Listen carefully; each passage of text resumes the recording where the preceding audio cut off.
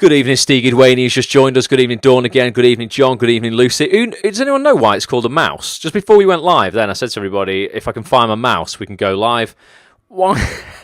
Why do we call computer mice mice? Does anyone know that? Someone Google it. I've never ever even thought of it. Bit weird, isn't it?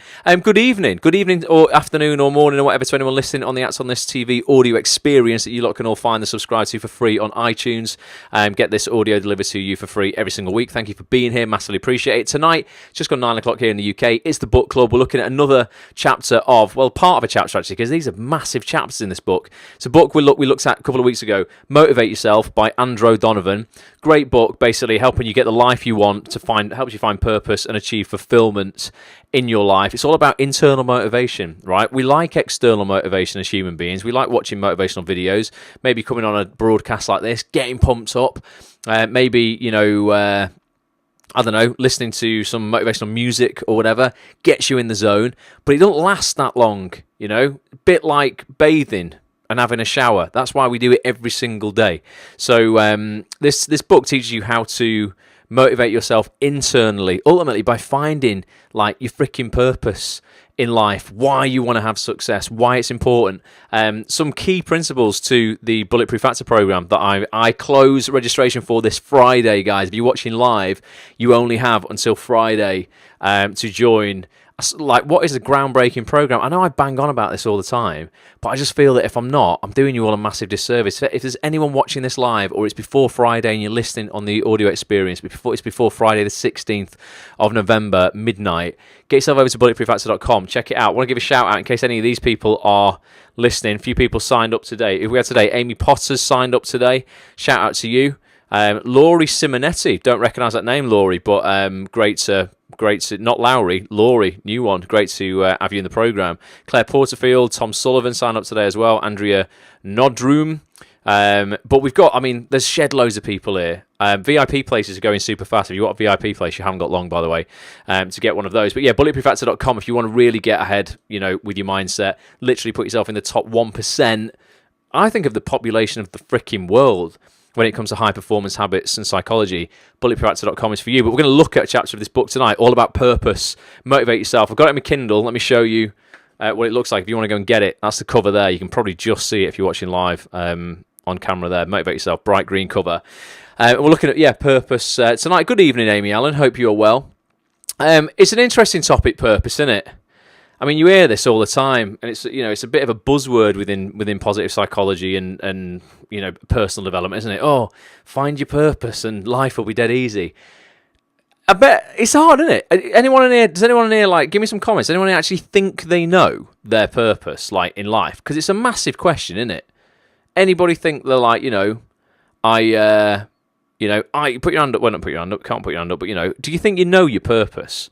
Why you're here? Does it drive you? Does it get you out of bed every single day? I feel I've got a good idea, and I know what drives me in terms of I know what makes me feel good, but I'm still sometimes I'm oh, okay, discover new things on a daily basis and go, oh, okay, I wonder if maybe I should be doing that, or how could I do a little bit more of this kind of thing?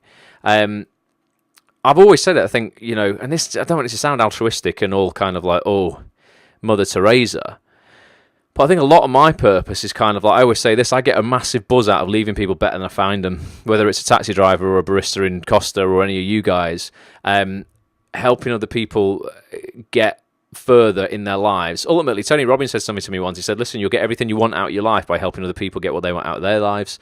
And I truly believe that, and it's not altruistic because it's selfish in a way, because I get a massive kick out of it.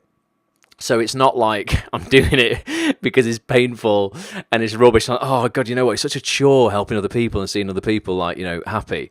It's very selfish because it makes me happy as well. Doesn't mean I don't need other people in terms of to fill my well up and to, mentor me and help me get through things. But I do like the feeling of contribution. And I think we all do. That's quite a high state of being when you can contribute to other people. It's why for the people on here who are parents, you probably get no greater feeling in the world than seeing your kids accomplish shit. Because I've got to stop swearing on her. I don't mean shit. I mean your kids accomplish great things. because that's contribution, particularly if you've taught them. Say you've taught your kid even something simple like to ride the bike on 2 wheels, and you're like, oh my god, like it seems like a massive thing. And so other people they're not their kids, it's not a big thing, but to you as a parent, you've contributed to that. It's massive. John says our purpose is to set an example and be respected and valued for what we do. It's something that spoilt boys and girls don't realise. This is why I tune in every week, Ross. I have genuine respect for you boss. Cheers, John. I've got genuine respect for you as well, man. Appreciate you tuning in. Lee Martin's here. All right, Lee. Great to see you. So this book, it's pretty massive. Okay, we looked at the introduction to it a couple of weeks ago. If you want to watch the replay of that, go to youtube.com/actonthistv and you can find that in the replay section. But I'll read you the beginning little bit of this. It says, expressing your highest self and finding your purpose. And I don't want it to sound all out there. We're going to keep it real tonight. It's not all like, airy-fairy shit. 20 years from now, this starts with a Mark Twain quote, 20 years from now, you will be more disappointed by the things you didn't do than the ones you did do. So throw off the bowlines, sail away from safe harbour, catch the trade winds in your sails, explore, dream, discover. On a very honest basis, who feels that they have got the wind in their sails and they're out of the harbour? Do you know what? There's areas of my life where I just know I haven't. And I have in career, I have in business, 100%. I have in physicality. I haven't in personal relationships at all anymore since being single for years. And do you know what I haven't? I realised today, I haven't remotely got any wind in my sails when it comes to travel, because I am always working on a business that actually, you know what, I could nurture from elsewhere in the world. I can run this business and do a live broadcast anywhere I have an internet connection. And I was talking to a mate today who's travelled a lot in the last few years, and I think I've used an excuse over the last few years of going, people who travel a lot, they're running away from their life. And I think some are, but I also think some are having incredible experiences while they can. And I think as an actor, I think traveling and taking in other cultures and experiencing things is really valuable. And I know I don't do that. So there's an area definitely within me in terms of purpose. Ian Thomas, all right, Ian Thomas, he's joined us live. Leah's here as well. All right, Leah. There's definitely like areas of my life when it comes to travel that I'm like, you know what, I ain't got any wind in my sails there. I need to like maybe explore that in 2019 without a doubt, and go and just see some more shit in the world. So the book carries on. It says, without a doubt, once you get connected to your core values, your compass will slowly guide you towards your purpose. Imagine that no matter who you are or where you find yourself, you discover, because of your values, the stirrings of a yearning for purpose. On that journey towards fulfillment, the fundamental contemplation always comes back to, what is my purpose? That's what it always comes back to. Has anyone written anything that they actually know what your purpose is? John said it's about setting an example and stuff, but on a selfish level, what's your purpose, do you think? What do you think, if we were going to be, because sometimes I'm a massive advocate of being selfish in terms of I feel people have to be selfish in order to be selfless, because if you're not being selfish and doing the thing that fills you up, and that can be, like I say, helping other people to grow and to experience new stuff, because that's what I get a massive kick out of in my life, but it's selfish, like I said before. So if I wasn't getting anything from it, I wouldn't do it, because I couldn't possibly be fulfilled myself and thus able to be of use to anybody else. So you've got to be selfish a lot of the time and put yourself first. I know it sounds like in the Western world not the thing to do, like particularly in Britain. Oh, you don't, everyone else you should put your family before you. You should put your partner before you, your kids before you. You can't do that if you are in some like hole and you're wallowing in some hell. You're no good to anyone, so you've got to fill your own well up first. It's a bit like, when you get on a plane and they say, the air hostess, it goes against instinct. The air hostess says, listen, if the oxygen masks come down, you put your own on before you help any children, your own children, your partner, whatever. You put your own mask on first. You've got to put your own oxygen supply on first before you can possibly be of help to anyone else, because sooner or later, with a few seconds, you're going to fall unconscious and then you're in the shit. So I feel that's it in life as well. Leah says, traveling really made me appreciate what I have and what I don't need. Yeah, absolutely. I bet, we complain about dumb stuff in this country, and I bet when you travel to poorer parts of the world, as someone from the UK and you've got some money, you'll see, you see other people. I remember a couple of weeks ago, I saw a bomb had landed somewhere in Syria and it had blown a massive hole in the road. and it had ruptured waterworks. So this huge crater in the road, just in a street full of rubble where every other house had been destroyed. There were these kids there, and I mean they had nothing. I mean absolutely nothing. They're in a complete utter war zone with nothing, and they look so happy. Basically, they just created this water park from this burst water main in the middle of a crater that had been caused by a massive bomb. And I looked at them and was like, wow. I mean, like, there's perspective. They're turning that massive negative into something super positive. And then there's people in this country complaining when their Wi-Fi goes off for half an hour. Mental. John says, loving every minute, second hour, bigger, better, stronger, power. Sure, that's song lyrics there, John. Definitely. Caroline's here. All right, Caroline. To be airy fairy, you are a messenger. But I'll be airy fairy messenger if you want. Olivia Murphy's here. Olivia's signed up for Bulletproof Actor. Olivia, I've just noticed you've posted your intro video. When people sign up for Bulletproof Actor, the full program, Unstoppable Confidence, Infinite Success, I make them post an intro video about what they want from the course and where they're at when it comes to mindset and whether they're getting in their own way or what their blockages are. Olivia, I've just seen you post yours, but I haven't watched it yet. So apologies for that.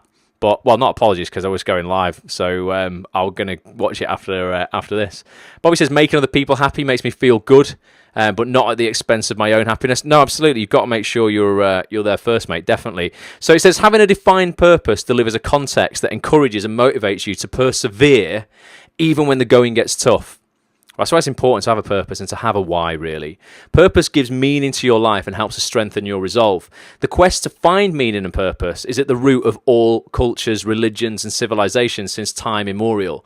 Our fairy tales are rooted in the central character having a mission or a purpose. The prince in Cinderella has to find the girl who can fit into the golden slipper so he can marry her and live happily ever after. When we were children, the first thing we asked a gang of kids when we wanted to join in was always, what game are you playing?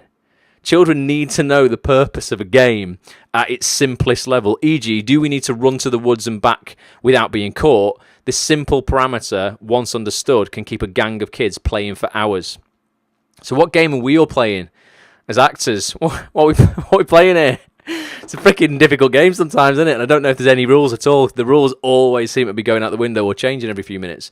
At the heart of every major step change in our history was a stated purpose that contextualized an otherwise outlandish activity.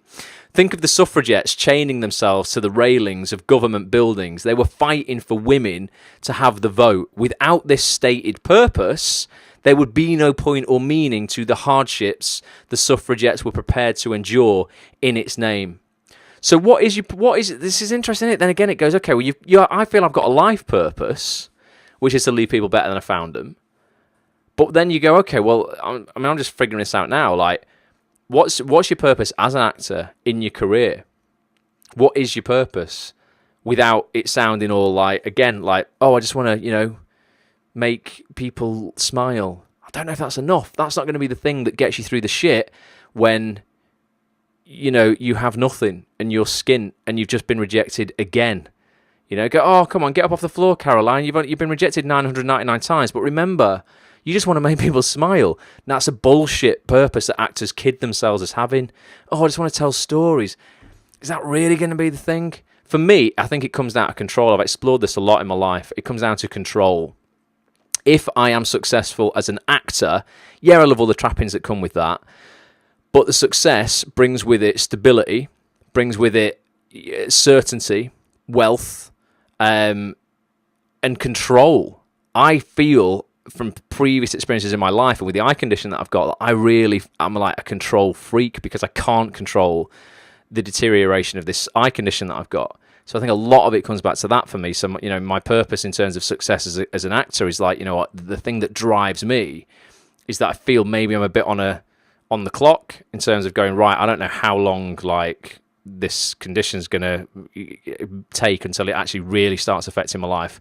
So I've got to get shit done now and then I can control the future.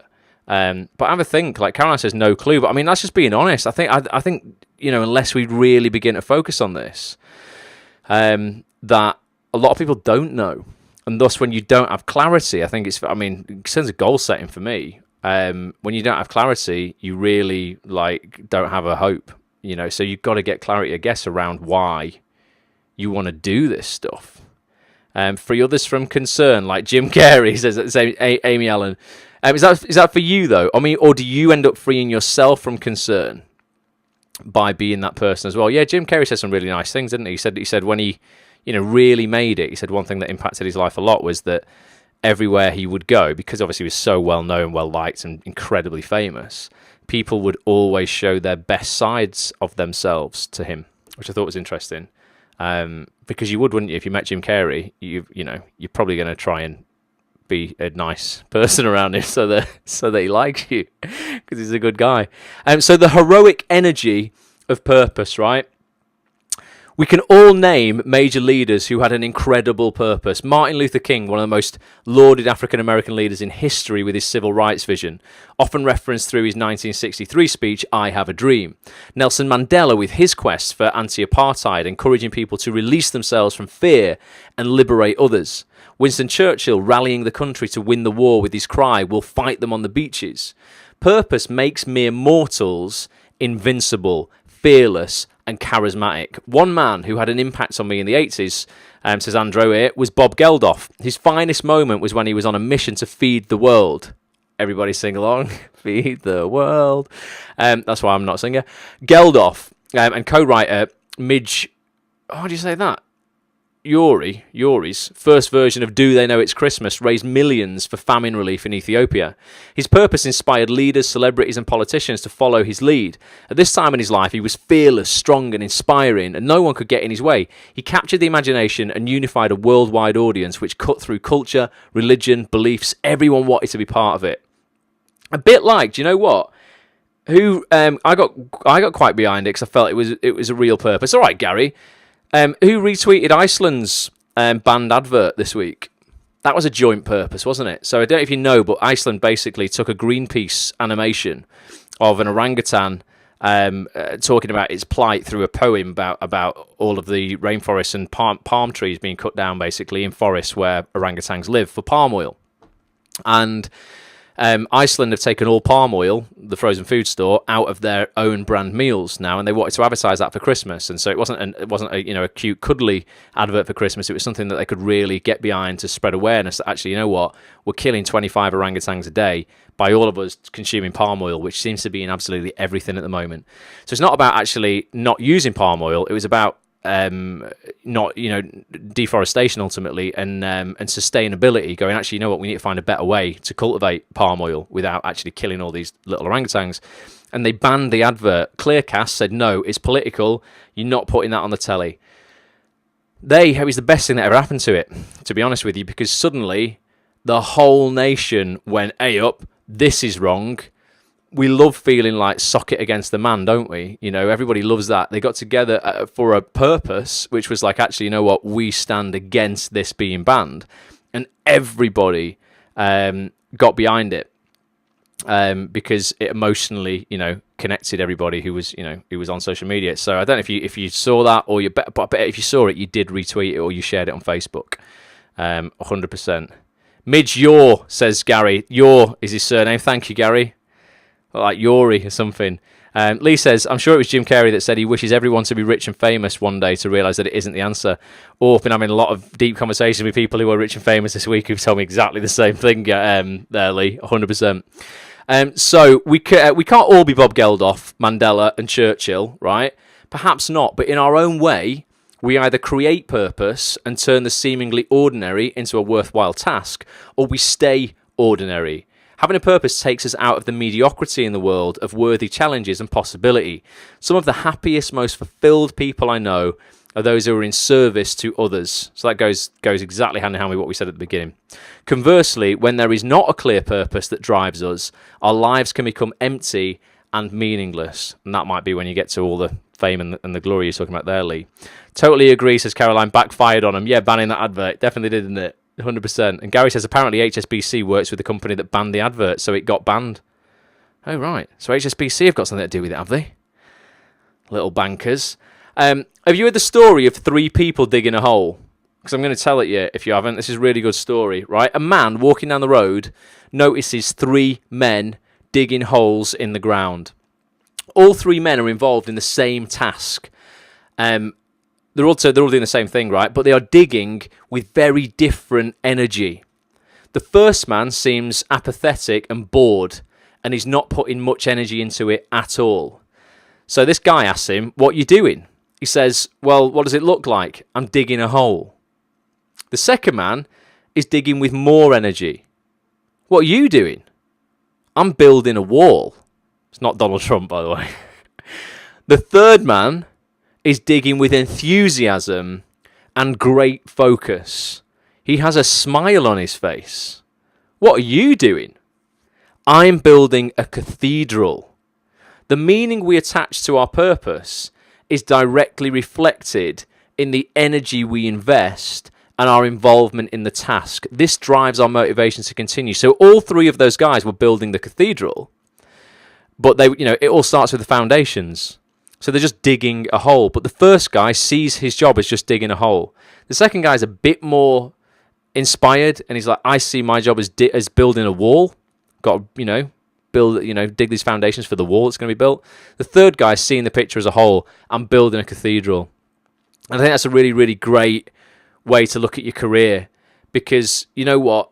Today you might be like, "What are you doing?" "Oh, I'm writing a fucking another email to a casting director that's probably never going to fucking reply." "Oh, right, okay, brilliant. Well, that's really going to inspire you to do that a lot, isn't it?" Or, you step it up from there. I'm reaching out, to ask for an audition. I'm getting an audition. So we're visualizing it. It's positive. That's a step up from that. Or, you know what? Maybe someone's like, "You know what? I'm winning a BAFTA." It's the same process you've got to go through, but actually looking at it for just what it is isn't always the best way to go about it. You've always got to make lots of little decisions on a positive, a daily basis, positive little decisions that actually compound it that big thing overall. But you've got to always be connected to your overall purpose. And if your purpose is to win a BAFTA, then I'm sorry, you're going to have to go through that shit of writing that first email that probably won't get a reply. It's part of the job. So here's a cheery bit for you. It says, "I wanted to die to just give up, and then I saw the faces of my children." This is a guy called Joe. This is one of Andro's clients, Joe. One of my clients was a successful entrepreneur in the prime of his life. He had 4 children, a beautiful wife, and a great life. He also had a penchant, whatever you call it, a liking, I can never pronounce words, can I, for motorbikes. One of his many adventures was a motorbike trip to Africa. If you're a biker, you will know that desire for the freedom and challenges that come with the speed of an open road. Don't put me on a bike, kill people. Nearly kill myself on a mountain bike. Out on the road, he was enjoying the speed and exhilaration of riding his motorcycle when all of a sudden a van came towards him on the wrong side of the road. The impact of the collision flung him up into the air. The crash left him semi-conscious, crushed, and with dismembered pieces of his body lying in the road. That would be me, wouldn't it? In a painful state of confusion, he didn't know what had happened and couldn't contemplate what would happen next. The driver didn't stop and left him, now unconscious to his fate. In hospital, during his operation, he felt himself slipping away. He saw the doctors shaking their heads, indicating all hope was gone. At that moment, he saw a warm white light beckoning him to leave the painful place that was his human body and allow himself to be drawn into the healing glow. Then he felt the presence of his children calling him and pulling him back. They were not ready to let him go. When he came to, he was in hospital listening to the doctor say, "We really thought we'd lost you. It's a miracle you've survived. We were about to give up on you.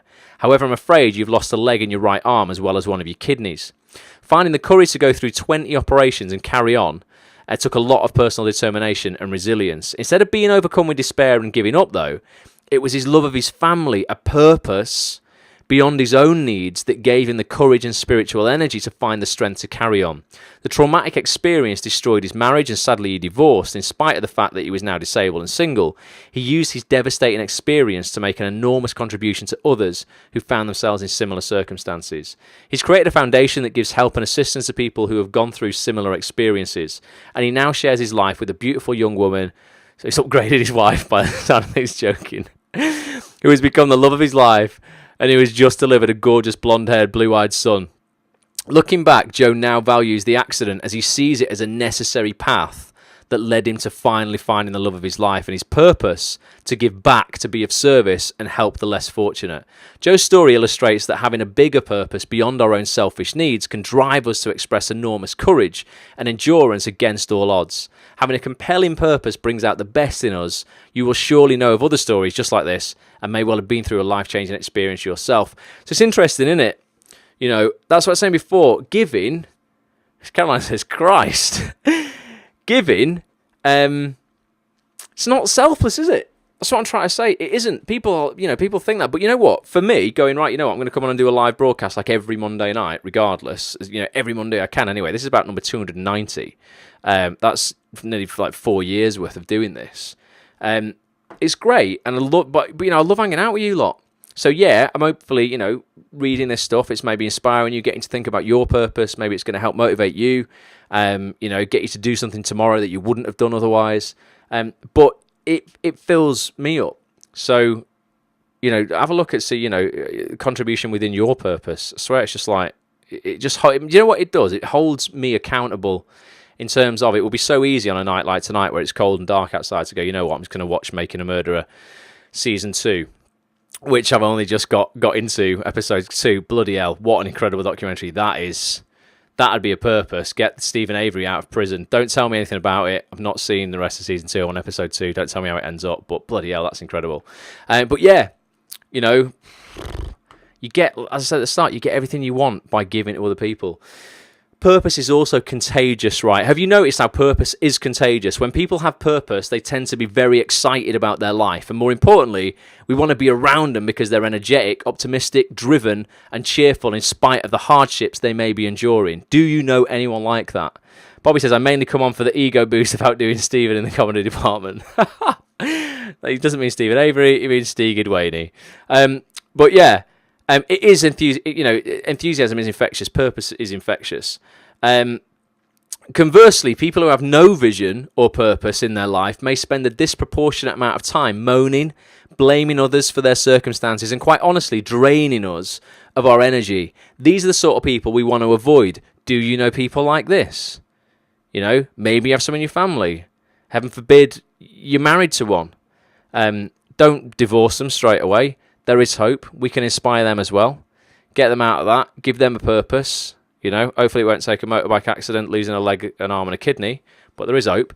Purpose is not only for heroes. Mums and dads can make bringing up their kids an inspiring purpose. They do it brilliantly. Take them to the park, play with them and give them attention. Take pleasure in cooking their favourite meals. These are very worthy purposes. My mum's exactly like that. Literally, me and my brother are her entire purpose, I think. Purpose does not need to be a high-level challenge like, I'm going to save the planet. But if your purpose gets you out of bed in the morning and you experience real meaning and value in what you do, then that's great. It's not what you do, it's the way you do it and the meaning you attach to it. That thing about digging the holes again, it's the meaning you attach to it.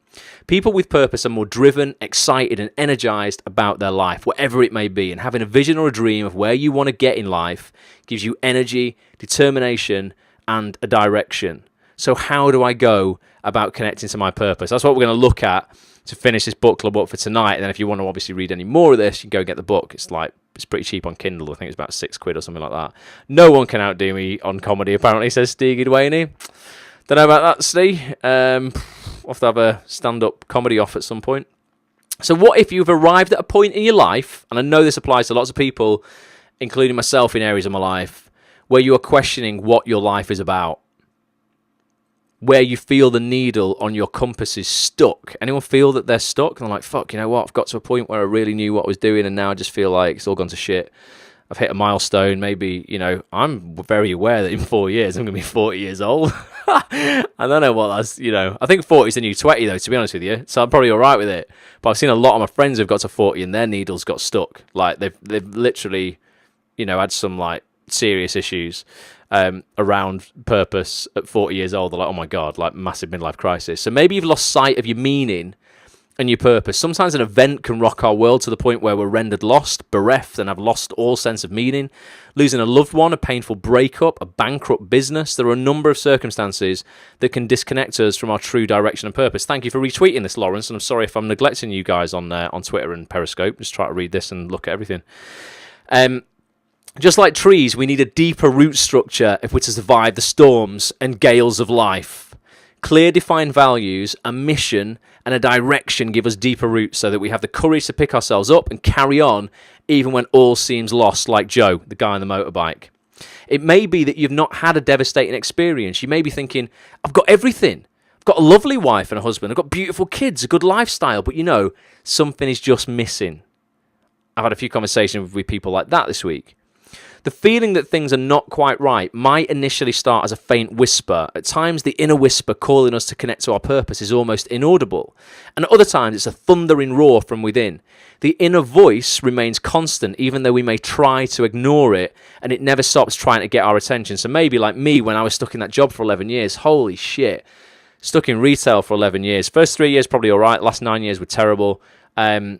God, every single day, my purpose to get out of there and to just be creative, in whatever form, whether that's acting, filming stuff, doing vlogs, writing stuff, websites, just creating. I love creating anything.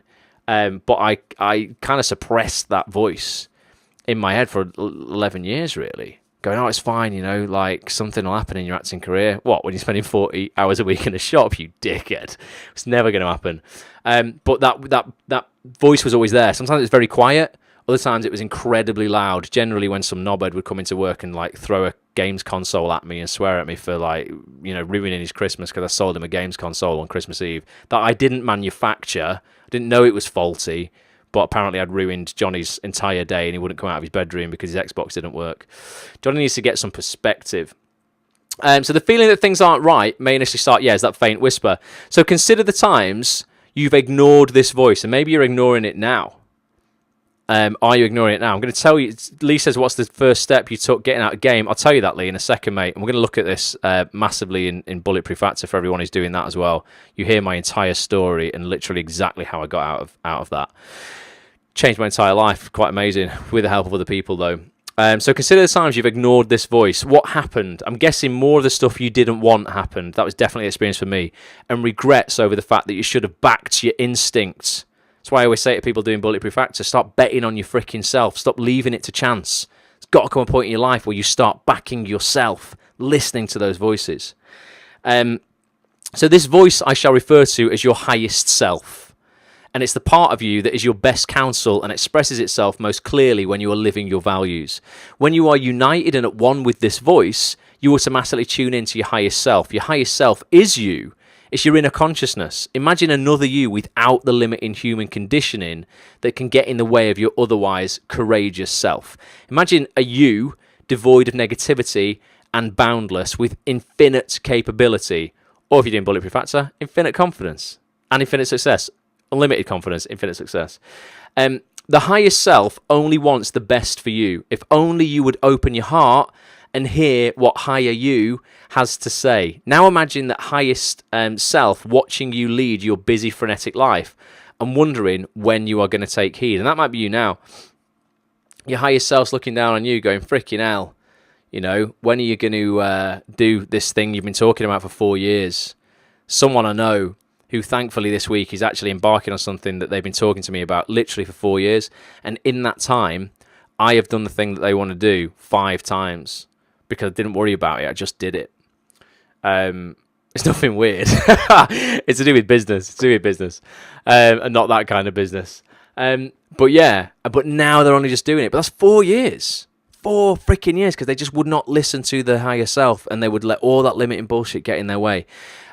So this part of your lives, above the panic, noise and stress, this part of you lives above the panic, noise and stress and is your best counsel in times of need. Connection to this highest self, or inner wisdom, if you will, is a spiritual quest. Our highest self is the part of us that embodies the values we hold most dear. Our spiritual drive, as discussed in chapter 1, which we haven't looked at actually, but you have to go and look at that if you get this book. It comes from a deeply held set of values and is the most powerful, life-changing energy we can link into. Spiritual energy is having the courage to back our values against all odds. And then the chapter goes into the difference between your head and your heart. So I want you to think of a time where your head's been telling you one thing, probably the sensible thing to do, but your heart has been telling you something else. And maybe you've gone, I don't know, this isn't always a right or wrong here. Some people follow their heart when it's in like a relationship they know they shouldn't be in. And the head is like, you know what, if I list all the reasons you shouldn't be in this relationship, it all makes sense, but you follow your heart. Other times, your heart is saying, go for that job, go for that thing you want, reach out to that person, try and get that audition, do this, take a risk. But your head tells you all the things that are like, oh, well, look, what could go wrong? Look at what you could lose. Maybe you'll be embarrassed, or maybe you'll lose some money. Maybe they'll say no. And then you listen to that instead. Ultimately, yeah, it says here, spotting the difference between head and heart, basically. And your gut instinct, and why your gut instinct really is 99% of the time is right, isn't it? Has anyone ever gone against their gut instincts and it's really not been the right thing to do? Or anyone got any stories of where they really went with their gut instinct and it was the best thing that they ever did? The thing is, Ross says, John, positivity is the way forward, but pessimists rubbish us optimists, and it's very stupid of them, but it's a problem. You've got to drown them out, John. I think, honestly, positivity, in the word itself gets like an airy-fairy name, but I was saying to somebody the other day, like, for me, it's just freaking practical. And hey, good evening. It's really practical to be positive, even when it's very hard to do. And it's not because you're burying your head in the sand, you're lying, you're suppressing shit or anything like that. I just want you to try and tell me a time where being negative has actually ever helped you, where wallowing in a situation that isn't ideal has ever helped you move on and progress. It just doesn't. And I'm just a really practical, like very straightforward, pretty simple bloke, really. So on a practical basis, positivity is the only thing really to deploy, because anything else is just going to hold you back. It's not about like anything weird. It's just about going, actually, you know what? Can I think of a time where being really negative has actually ever helped me? Oh, no, I can't. So probably I shouldn't do that again. But we do. Cynicism is just lazy, says Bobby. It's actually a form of sloth, one of the 7 deadly sins. Cynicism will kill everything, will absolutely completely kill you. So I'm going to go through a tiny little exercise to finish on, where you're going to connect with your spiritual energy, your higher self, and hopefully it's going to shine a light on your purpose. I don't think for a second you're going to come away tonight after reading 12 pages of a book discovering your purpose in life. Those who are doing Bulletproof Actor, where we look at this for 5 weeks, you know what, you will come away with a very deep, clear purpose that will change. You can find your purpose now, and you know what, a year down the line your purpose might be different, because a child might come into your life, a partner might come into your life, a different job might come into your life. Life will deal you a situation.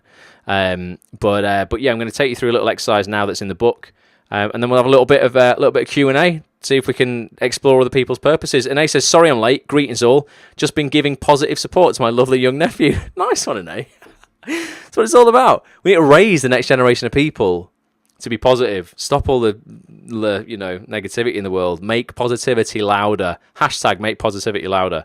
So, connected to your spiritual energy. Again, this isn't airy-fairy. This is practical, right? Find a quiet space and think of a time where you felt a oneness, like just with. Have you ever just been walking through, or this happens to me in nature, where you just feel kind of like connected with everything around you. And it's generally when we're away from all this technology, to be honest. So you can't do it tonight on your iPhone. But go find a quiet place and then think of a time when you felt a oneness with the planet, a relationship with a higher, a bigger power than yourself. A moment in time when you had an experience of being moved to tears, maybe, where you were so overwhelmed by joy and connection. Maybe that's having a kid. I'm not, been through anything like that yet. But these are some examples I've heard of from my clients. So, seeing a baby being born, yeah, like I said there. A deep experience of being one with nature. The sea. Looking out to sea when the sun's coming up. I did that on holiday. I mean, they were pretty rough, dodgy holidays, like 18 to 30 holidays in Magaluf. But when you got absolutely wrecked and your mates had all gone off and left you, and I just found myself on a beach, and the sun's coming up. That was nice. That's proper, a connection with a higher being. A miraculous mountain view. Maybe you've climbed a mountain. An angelic choir singing. Church, if you get, carol singing at Christmas, that's coming up. A strong sense of unconditional love for a pet. Get comfortable in your chair. Close your eyes and imagine this time in your life. Notice where you are, who's with you. Notice the quality of the light. Notice the sights and the sounds and the smells. Bring this memory alive and actually be in it now.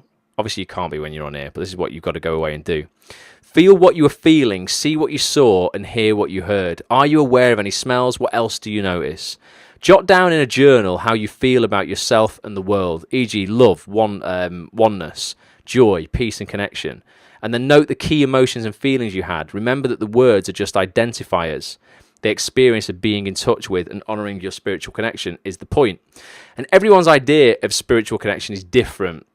However, the most common factor is a deep sense of caring and love. There is a common desire from people of all walks of life, culture and faith to connect with the power of love. The more time you invest in connecting to your spiritual energy, the more happy, satisfied and fulfilled you will be. This connection helps you create the clarity that makes more difficult questions easier to answer, such as, am I in the right relationship? Am I in the right job? Am I in the right environment? Ultimately helping you find your purpose. It moves your compass at least 1 point closer to your purpose. So that's your homework, basically. Get yourself to a point where you're like, right, I'm going to get a little bit deep and a bit meta with the world. I'm going to take myself off autopilot. That's all it's doing. It's bringing you really back to the now. You know when you step back from humanity sometimes, you step back from the world and you go, fuck, look at this, look at the view from here. And I look down, maybe you're up in a skyscraper. If you go to, Empire State Building, you look down on the world and you go, wow, like look at all the millions of people just going about, this is like ridiculous. It's kind of like you come out of it for a minute. And that's when you start asking yourself questions, right, what am I doing? What am I actually doing? What am I aiming for? What do I want out of this acting industry? What do I want to give? What do I want to get?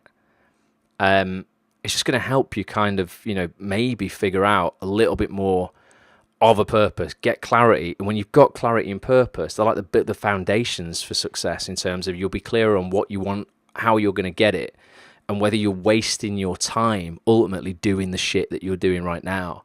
And maybe it's time before you have to have some massive kind of thing happen in your life to change now. You don't need a motorbike accident, or you don't need to be diagnosed with something, or you don't need a family member to die or anything like that before you actually go, right, okay, why am I afraid to reach out to that person to ask for a job that I want? Why am I putting up with this job that I'm in? I'm going to die at some point. Just get working towards what you want. So yeah, interesting book. It's just the chapters are very, very long. There's a lot to do in it. You need to go through this book literally with a journal and write down all of the things that it's asking you to do. There's loads. I'm just scrolling through it all now on my Kindle here.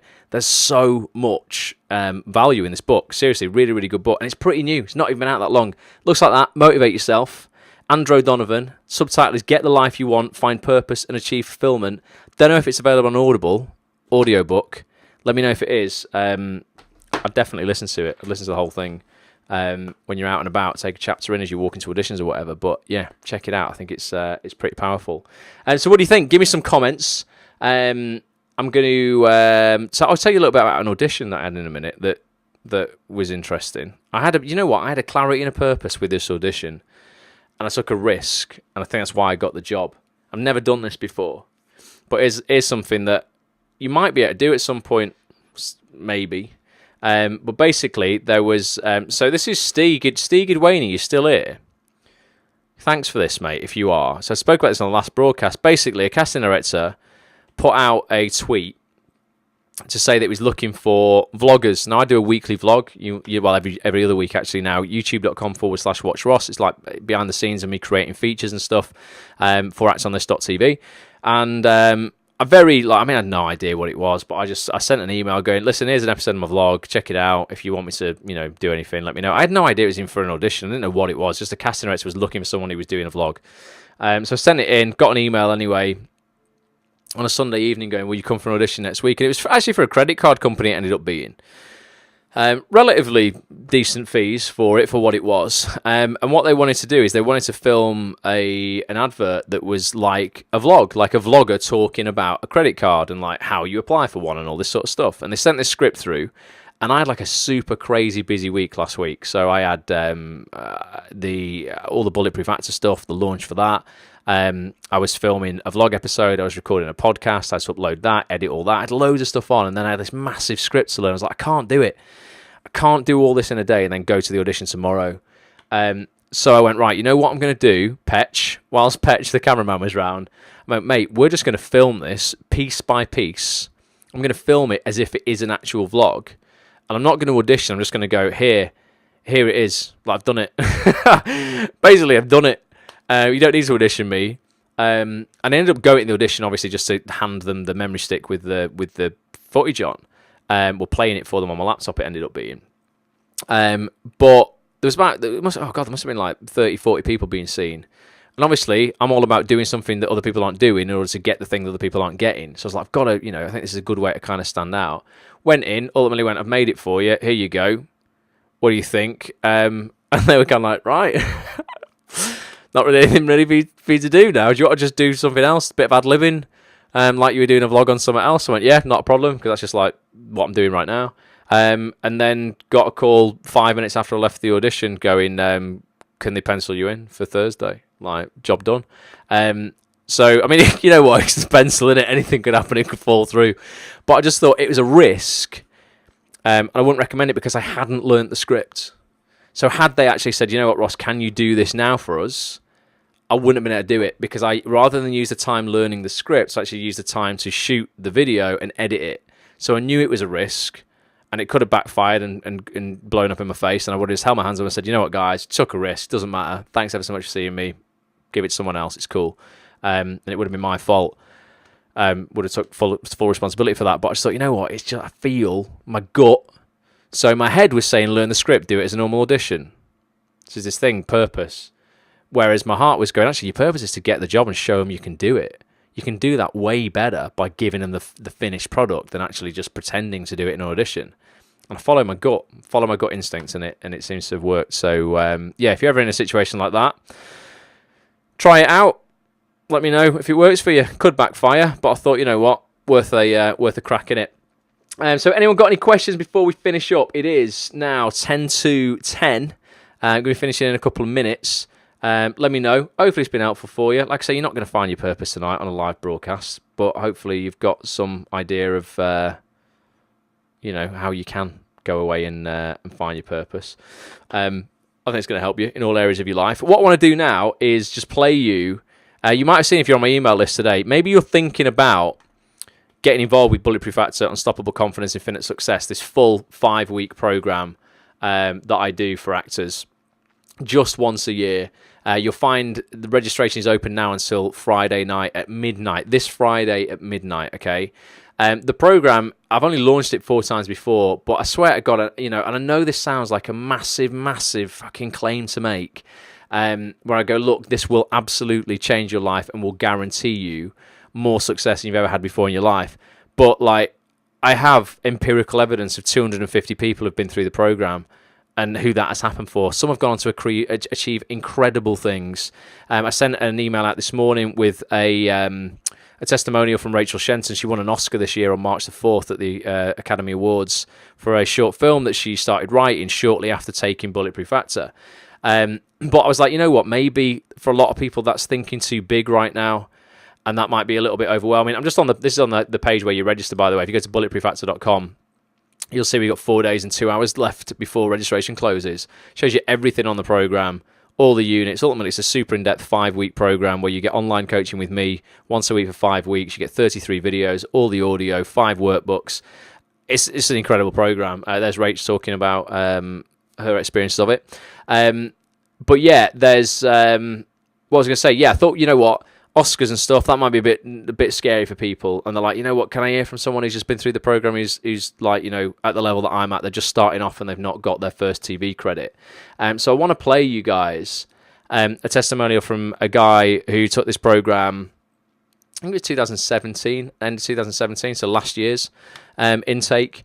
And he hadn't had a TV credit in terms of drama. He'd done adverts, done a couple of adverts. I think he'd done like a nut bar advert, but he'd not done any actual drama, any acting. It was just after his first role. And he was a freaking procrastinator. If anyone on here is just like procrastinating central, I will kick your ass if you do this program. So you don't procrastinate.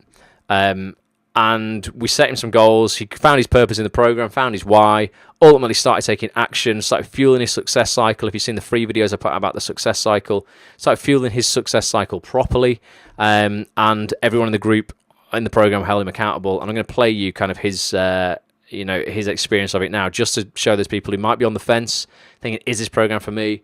That actually, you know what, it's just for everybody. It doesn't matter what level you're at, you've got another level to go to. Caroline says, were you holding the scripts in it then? No, Caroline. So what I did very cleverly was I put these scripts on my laptop, and then as I was pretending to look at the screen on my laptop, I was actually reading the script. And then I also had it set up on an auto cue just in front of me, and I would move from the screen, looking at reading the scripts off the screen, making it like I was looking at the website, and then I would look at the camera where the auto cue was. So I very seamlessly looked like I had the lines completely off book. It was like absolute textbook, perfect delivery, completely natural, but I hadn't had to learn them. I can't do that in an audition, can I?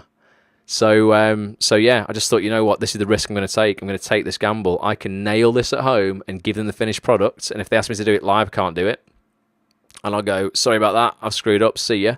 Or I can give them the finished products and they can go, oh, okay, yeah, right, like that.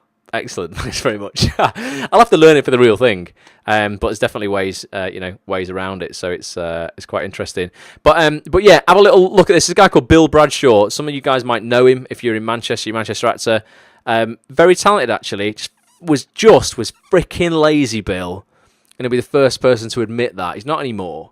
But yeah, God, this guy could procrastinate, talk about saying you're going to do something and then just not doing it years later. This was Bill. So if that's you, there is hope. I'll be back next Monday night for what is it next Monday? It's a motivation and mind hack session, isn't it? I have no idea what we're going to do next Monday. But let me know if I can help you with anything, or you've got any questions about Bulletproof Actor. Go to bulletproofactor.com. Or send me an email, ross@bulletproofactor.com. If you're going to do the VIP version of the program, our live calls start on the 12th. No, they don't. What I'm talking about, the 22nd. Yes, the 12th today. Start on the 22nd, just 10 days from now. So registration for the program closes on Friday. Our live coaching calls start the following Thursday, and we go through to December the 20th. Which is brilliant, because you're going to go into Christmas so fired up, into New Year so fired up. You're going to hit the New Year run, and you're going to have clarity, purpose, know exactly what you're going to do and how you're going to do it for 2019. And when everyone else is crawling out of a sherry-fueled coma over Christmas and they're just fat and hungover, you're going to be totally on fire, not literally, metaphorically, ready to smash it. So have a listen to Bill. I think you find this interesting. He talks about how he got his first role on Emmerdale. So here we go. I'll catch you next Monday. Until then, thank you so much. Love to you all. Bye for now. I was doing okay. I'd had some all right credits, and I suppose at that point was lazy. A massive procrastinator. Certainly my time management with regards to constructively using it was nowhere near what it should have been. And I suppose I had a bit of a realisation that, yeah, there was people working hard for me, like my agent, and I was doing okay. If I wanted to be doing great, then the only real thing I could change was myself. The action that I took was to sign up for the course, and I suppose the best part about that I found personally was the group conference calls. The mutual support was incredible. It actually felt like everyone cared about everyone else, and it was just such a positive feeling, and getting to know people. I mean, sometimes those calls, there were people from the other side of the world. I'd be sat there and it'd be 8 o'clock at night, pitch black, and there were people there like 10 a.m. in the bright sunshine, and it was bizarre, but at the same time it was to accompany the actual course, and so actually collectively discuss and talk about each individual thing on a unit, for example, and how we were getting on with it, and what we struggled with, or what we found easy, or what we felt we could do with some support with, or bounce ideas off each other. It was great. It was fantastic. I mean, Ross is involved in those conference calls, and he's involved throughout the whole course. And his enthusiasm and his belief in his own product, and also in encouraging you to achieve your goals is again very infectious. He's very, very passionate about sharing what he's created and also like making you fulfill your goals. It was really, really beneficial. And one of the things I suppose I took from the paper side of the course, like one of the things in the syllabus, was what's called a success cycle, and which is basically around, you know, you've got your own belief system, and then you've got what your potential from that and the action that you take from that, and that'll dictate the outcomes. And obviously your outcomes will then affect you know, your beliefs. You'll be amazed at how you genuinely do improve your belief system and your own belief in your own potential, and how your goals do come about. And then you see a journey and you think, well, actually, hold on a minute, I'm making real progress here. I am genuinely moving along in this industry, and it's only a matter of time before I keep moving along. And I would say to anyone that they're gonna have to obviously invest time in doing this. It's not something that you can it's not a pamphlet that you read in 5 minutes. But I got involved, and for the cost of what was, I suppose, essentially there or thereabouts, a couple of nights out with my friends, I'm going to be seeing the potential benefit for the next touchwood 70 odd years. You know, what's the cost of, you know, 8, 9, 10 pints or whatever it is that you're going to do compared to 70 years ish of success?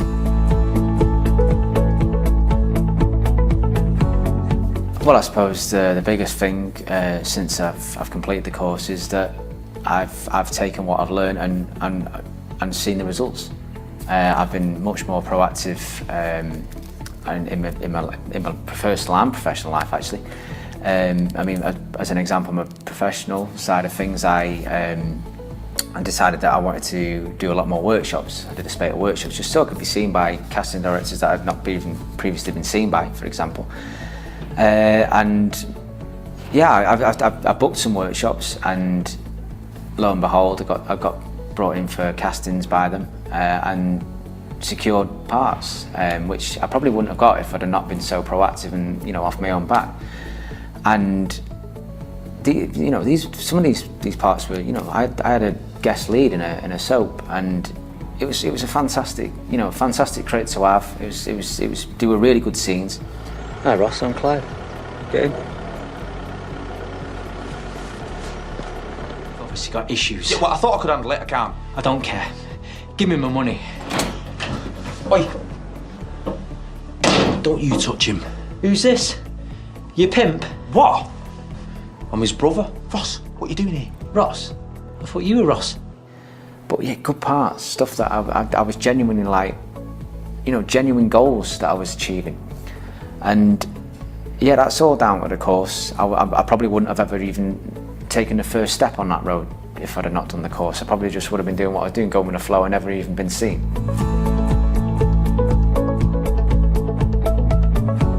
When I did the course, that was the first goal that I achieved out of many. I've spoken to many people who've also done the course since I've completed it myself, and I've not found anyone who's regretted doing it or has in any way not achieved something from doing the course. Like I said, I can't recommend it highly enough, and I think pound for pound, it's probably the best thing that you could possibly do if you want to improve yourself personally and professionally, without a doubt.